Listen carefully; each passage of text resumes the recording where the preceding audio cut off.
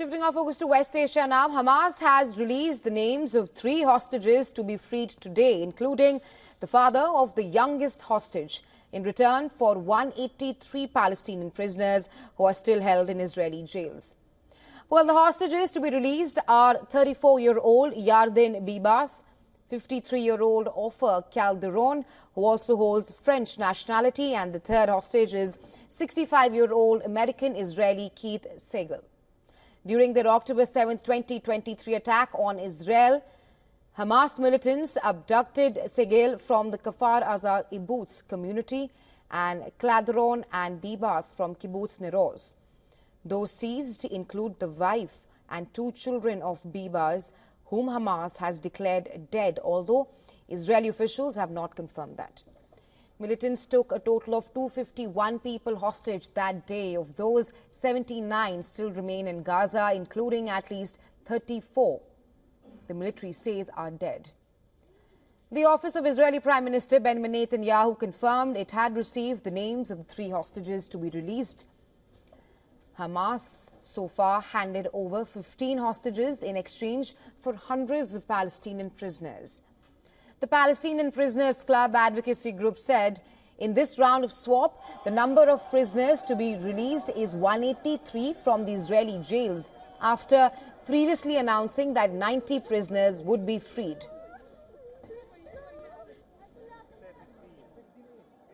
Thanks to the ceasefire deal secured by President Trump, 3 Israeli and 5 Thai nationals are being reunited with their families and their loved ones after being held in unspeakable conditions for over 15 months. And the president remains committed to the release of all remaining hostages, and they should have never been taken by the brutal terrorist group Hamas in the first place.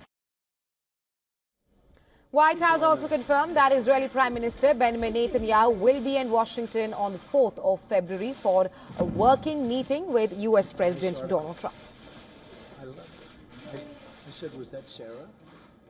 Can confirm that Prime Minister Netanyahu will be here on Tuesday, February 4th, for a working meeting and visit with the president. Trump's working meeting with the Israeli Prime Minister next week emphasizes his continued support for Israel and ensuring that brutal terrorists in that region have hell to pay. Furthermore, Gaza's Rafah border crossing with Egypt is expected to reopen today following a 4th exchange of hostages and prisoners. Media reports cite a Hamas official and a source with knowledge of the discussions. According to Hamas official, the mediators informed the militant group of Israel's approval to open Rafah crossing on Saturday, after the completion of the 4th batch of prisoner exchange. Well, the source further explained that the injured Palestinians would be evacuated from the territory at the crossing as per the Gaza ceasefire and hostage release agreement. The Rafah border crossing with Egypt was one of the main entry points into the Palestinian territory and an important route for aid as well.